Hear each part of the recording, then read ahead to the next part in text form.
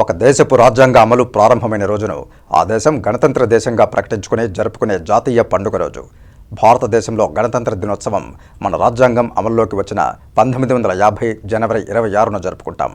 కాగా భారతదేశ 75వ గణతంత్ర దినోత్సవ వేడుకలను ఉమ్మడి చిత్తూరు జిల్లా వ్యాప్తంగా అధికారులు, ప్రజా సంఘాలు, రాజకీయ నేతలు ఘనంగా జరుపుకున్నారు. దేశ ప్రజలందరి సమానత్వానికి కృషి చేసిన భారత రాజ్యాంగ రూపకర్త భారతరత్న బాబాసాహెబ్ డాక్టర్ అంబేద్కర్ తో పాటు ఎందరో మహనీయులను మనమందరం ఈ పండుగ వేళ గుర్తు చేసుకోవాల్సిన అవసరం ఎంతైనా ఉంది.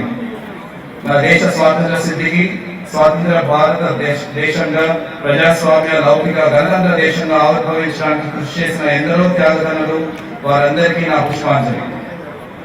దేశం నలుమూలల ఎంతో సంబరంగా జరుపుకున్న ఈ 75వ గణతంత్ర దినోత్సవ సంబరాలు జిల్లాలోని ప్రతి పౌరుని మధ్యలో దేశభక్తిని నింపుతోంది.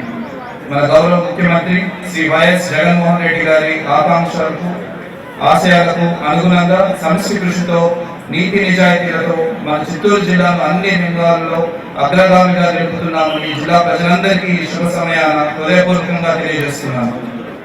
మన రాష్ట్ర ప్రభుత్వం అమలు చేస్తున్న ఎన్నో వినూత్నమైన ఆదర్శనీయమైన సంక్షేమాభివృద్ధి పథకాలను చిత్తూరు జిల్లాలో అందరి సహకారంతో సమర్థవంతంగా అమలు చేస్తూ ప్రస్తుత ఆర్థిక సంవత్సరంలో సాధించిన జిల్లా ప్రగతిని ఈ శుభ సమయంలో మీ ముందుంచే అవకాశం కలిగినందుకు ఎంతో ఆనందిస్తున్నాను.